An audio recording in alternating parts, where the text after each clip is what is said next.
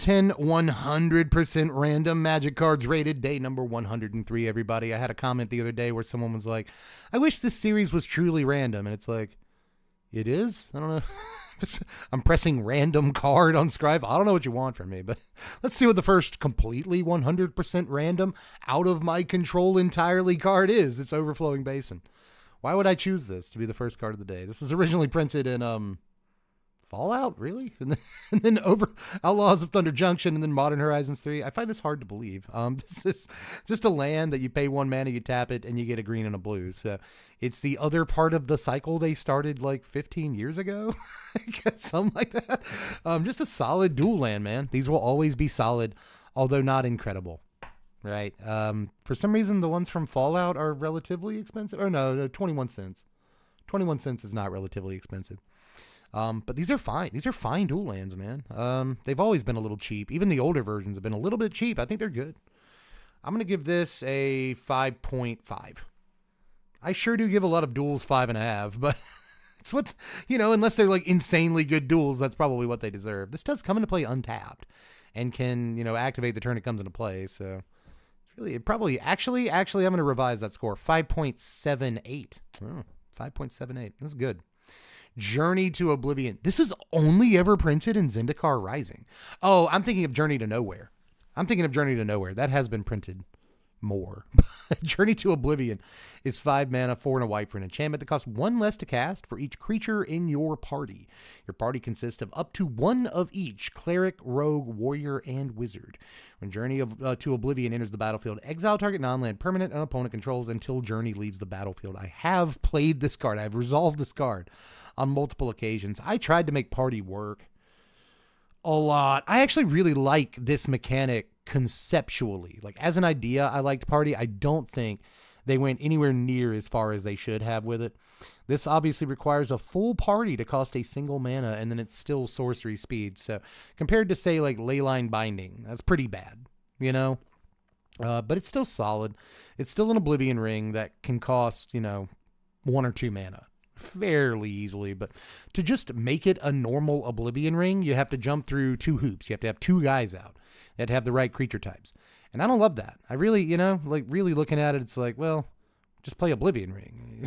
Play a better card than this, even if you have party creatures. So I don't know. Still a solid removal spell though. 4.2. Sure. Sure. Maybe it deserves like slightly more than that, but I don't like it. With all the like 3 mana Oblivion ring variants that we have, I just do not like one that I have to jump through hoops for. First Responder is next from New Capenna Commander. I don't think I've ever seen this card. 4 mana, 3 and a green for a 3/3 Ogre Citizen with Vigilance. At the beginning of your end step, you may return another creature you control to its owner's hand. Then put a number of +1/+1 counters equal to that creature's power on First Responder. How does that make it a First Responder? I guess it's saving guys, sort of, kind of. I think it would have been better if it had Flash and you did it when it ETB'd, like flavor-wise. But still, yeah. Okay, so Hill Giant with Vigilance in green. You may return, so it's not a definite ability. You can do it or you cannot do it. Repeat ETB triggers and then get your +1/+1 counter. But unless the guy has Flash, you won't repeat that ETB until your next turn. So, you know. This has to be rare? Why does this have to be rare? I don't feel like it does. 4, sure. I'll just put a 4 on it because I actually kind of don't like this at all. This is the worst stampeding wildebeest I've ever seen. We'll move on to Garuda, Doom of Depths. Pretty important card, sort of, when it was first printed, and then really dwindled in terms of playability and standard. But it's still cool, man. 6 mana, 4, and then a blue-black and a blue-black hybrid. For a 6/6 legendary demon Kraken. Awesome creature types. It's really, really cool. Companion. Your starting deck contains only cards with even converted mana costs. So if you choose this as your companion, you can cast it once from outside the game, but you can only use it as your companion if it follows this rule. When Garuda enters the battlefield, each player puts top 4 cards of their library into their graveyard. Put a creature card with an even converted mana cost from among those cards onto the battlefield under your control. So the idea with Garuda back in the day was, if I'm not mistaken, to hit multiple Garudas. Like, weirdly enough, because they'd all put an extra creature into play, right? So Garuda and a guy. And then one of those guys can be a Garuda, and then that Garuda comes into play, gets another guy until you find like the guy that you want. I forget exactly how this deck worked, but it's really stupid. it was fairly stupid. And you can get your opponent's guys too sometimes. And obviously you did use this as a companion because it was just basically, you know, to start the game, it was always in your hand, which is very cool. So Garuda is a neat commander. I'll throw that out there. But I don't think that it's very good in just about any format that it's legal to play. I don't think it was that good in Standard, but it was like the kid for the first like week and a half of its Standard. Everyone was playing this deck. So I don't know. I want to give it some love. I'll just throw a 5 on it because I think it's a very unique effect. Cool commander that makes you sort of think about what you're doing a little bit when you build your deck. Just altogether, I like it. You also, in Commander, it's each player, so you get an awful lot of looks at a creature to put into play. So, you know, it's neat, but it doesn't really go beyond the realm of neat. But, you know, you see a Demon Kraken, you got to respect it a little bit. Defiler of Vigor is up next. This is 5 mana. It's originally printed in Dominaria United and really only Dominaria United. I really like this guy. 3 and 2 green for a 6/6 Phyrexian Worm with Trample. As an additional cost to cast green permanent spells, you may pay 2 life. Those spells cost green less to cast if you paid life this way. This effect reduces only the amount of green mana you pay. Whenever you cast a green permanent spell, put a +1/+1 counter on each creature that you control. Man, I want to go build a deck with this guy on Arena like right now. You know, 5 mana is a lot. We can all admit to that. But we're about to have Llanowar Elves in Standard in like 4 weeks. You know, we'll have that card. So we can ramp into this pretty easily. We can also use stuff like what is it, Enduring Vitality? Is that right? The green one that makes all your creatures tap for mana, right? So we can play that on 3 and a couple of creatures, you know, underneath it on curve, and then get this guy on 4 like really easily. And then he's going to boost the Enduring Vitality and the creatures that helped cast him in the first place. And, you know, now we have the mana ramp from Enduring Vitality and the mana ramp from Defiler. It's just, I want to make it work, dude. Defiler's so good. 5 mana 6/6 Trample is just like good stats. That's just more than fine stats in and of itself. Plus, you know, ramp effectively. And, you know, regardless of whether you use the mana ramp on it or not, just cast like a 1 mana guy and all your guys get +1/+1. Come on, man. This guy's so good. I guess we're just not in a Standard conducive to him. And I think there are like, in some ways, if not better, then at least like more annoying green 5-drops. You know, if you're playing a green 5-drop in Standard right now, it's probably Thrun. You know, Thrun's really good. So, I don't know. I don't want to give him, like, the best score in the world, but I do think he's great. I really do think this guy's great. And he commands a price tag. Even as just he's not mythic. Just as a rare, he commands a pretty decent price tag. And I imagine that's because of Commander play. He's legal in, like, every constructed format save for Pauper. And he just, you know, doesn't really show up. So it must be because he's good in Commander. And he obviously is. It's obviously sick in Commander, which is mostly what we're rating for. So I'm going to give Defiler a 6. And you can choke on that. I think a lot of people will not be super happy with that score. He probably deserves closer to a 5.6, right? But I'm going all the way to 6. I really, really like this guy. And I think we should try to do more stuff with him in competitive environments. I don't think he's bad. Silver Quill Lecturer is up next from MH3 Commander. This is 5 mana, 4 and a white for a 3/3 core wizard. Creature spells you cast have Demonstrate. I do not know what that is. Whenever you cast a creature spell, you may copy it. If you do, choose an opponent to also copy it. Each copy becomes a token. Okay. So, double-edged sword, obviously. Is this worth 5 mana for this 1 line of text? No. Boy, you can probably do some gross stuff with it, though. 5 mana is too much. It just is. I will ask the audience. I'll use my Ask the Audience today on Silver Quill Lecturer. What do you guys think? Card is almost brand new at this point. It just came out. So you probably haven't seen it in too many Commander games, but maybe it does something absolutely filthy. You know, there's probably combo setups with this. Like, there's got to be combo setups with this. Especially considering, I was just saying this in a different video, that, like, in Commander, sometimes all you really want is 2 copies of the same guy so that you can go off and infinite combo or whatever. So maybe. I feel like it's a powerful line of text, but That is so much mana, and it's so fragile too. So I'm going to say 4.8 on this, but I am so willing to be wrong. Like, let me know why this card is cracked in the comments section when you give me your rating, because I got a feeling about it. I also like anything that comes from Strixhaven I'm pretty happy with, but, you know. Next is Jade Idol from Champions of Kamigawa, and only Champions of Kamigawa.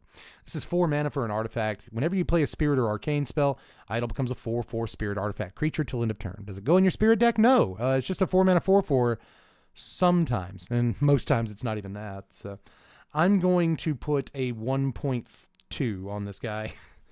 I don't think he's very good at all, actually. So let's move on to Mountain. All basic lands get a 5.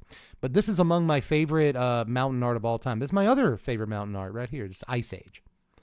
It says Deck Masters, right? But these are both on your screen right now. Ice Age, or they originate with Ice Age. This one right here, despite the white border, which I kind of am into a little bit, is my favorite Mountain art ever. Good job, Tom Wannerstrand. You always do a good job. This is easily, and I mean easily, because it's kind of tough to find good mountains. This is my favorite Mountain art that has ever once been printed in the history of Magic. I love it very much. Hannah, Ship's Navigator. We have done this card before. So sorry to say I've got to pass it up. Mindspring is up next. This is going to be, it doesn't say it here, but it's going to be in Foundations. And apparently it's just in Bloomborough. Oh, yeah, it's not in packs. It's one of these. It's one of the, like, welcome decks or starter decks, like, cards. That's why it's in Bloomborough. Originally printed in Morning Tide, this is 2 blue and X for a sorcery, draw X cards. So, Brain Geyser is basically what this is, but you draw the cards. Brain Geyser, I believe, gives you the ability to let your opponent draw the cards, which is good for Underworld Dreams or decking them or whatever you're doing. Mindspring is technically strictly worse, if I'm not mistaken, than a Brain Geyser, but it's still Brain Geyser, which is a pretty iconic Magic card, right? This is not amazing, but it is pretty baseline. You know, if you're building like a simplified cube that you still want powerful cards in, Mindspring's a pretty good choice. And there are some commander decks you could probably throw this into and do some work, but altogether, meh. I'm going to give it a 5. And I really don't want to. I want to give it like a 4.6 or something like that. But, you know, draw X cards is just good. It just is good. I think it's worth at least a 5 in this day and age. When it first came out, this is actually a pretty good card. But it's obviously lost some luster since then. Mindspring's good, though. You know, I don't want to give you the impression it's bad. It's fine. Desecrate Reality is up next. I've never seen this card. This is 7 mana for an instant. For each opponent, exile up to 1 target permanent that player controls with an even mana value. 0 is, of course, even. Adamant, if at least 3 colorless mana was spent to cast this spell, return a permanent card with an odd mana value from your graveyard to the battlefield. Okay, that's adorable. So, Meteor Golem, but not really. You know, Meteor Golem that can't pick up 1, 3, 5, 7, 9, and 11 drops. So, and then Adamant cares about odd stuff. So it's one of these. I have seen like this cycle of things that cares about evens and odds. Like the guy, I forget his name, but like they can't cast even stuff. So when that guy came out, we were like, oh, your opponent can't even. It's cute. But this I don't think has slipped past my oculars in ever. So 7 mana is a lot, but obviously it's supposed to go in like some sort of Eldrazi thing. You know, it's from Commander Masters. And I will say the value this potentially gets you is nuts. So if you have at least 3 colorless mana, blow up that thing. It's exile too. It's not just blow it up. Exile that thing, and I get a guy back, like Reanimator style. But it better, because it costs 7 mana. You know what I mean? I better reanimate something. I don't know, dude. I think this is a trap. I think this is worse than it looks. 4.8. God, this is probably really good, isn't it? 4.8. It costs so much, man. It costs so much. 4.8. Am I going to say that when we get to Ulamog? You know what I mean? No. But I've just never really run across this, and there's probably a reason for that. But lucky me, I've never played against like an Eldrazi deck. Commander, right? One that makes 7 mana on turn 2. You know, it's never happened to me. But moving on. Final card of the day is Goblin Warpaint. 2 mana, 1 on a red for an aura, and enchants a creature. Enchanted creature gets +2/+2 and has haste. Okay. That's all right. That really is all right. It's not terrible. It is an aura, so I got to ding it a little bit for that. I don't love auras, but What's good is when auras are cheap, and this is at the outer limit of cheap. And it's just better than Giant Strength. And I'm not saying Giant Strength is amazing. It's just like 2 red mana for +2/+2 and an aura. This is +2/+2, easier to cast than Giant Strength and Haste. I think that actually matters a good bit. When you draw, you know, your 2-drop guy or whatever off the top of your library after the sweeper, then suddenly, you know, you're popping in for 4 that turn. It's not, I really don't hate this. So, but I am going to give it a 4.4. You know, again, it's an aura. It doesn't have all the impact in the world, but in terms of what you expect to get out of an aura rate-wise, this actually is not like dog water. It's not that bad, but still, you know, 4.5. You'll play stronger auras a lot of the time when you do want to play auras. But that is it for today, everybody. I want to do a bonus card, but we're at like 16 minutes, man. I got to let you get back to work. I got to let you pick your kids up. I got to let you get to work. However you're enjoying this video, you know, it's probably work related. I got to let you get back to it. So I'm sorry about that. I'm not trying to be your boss or anything, but, you know, we all got to get back to work, which means I got to record another one of these. I'll see you guys tomorrow. Bye.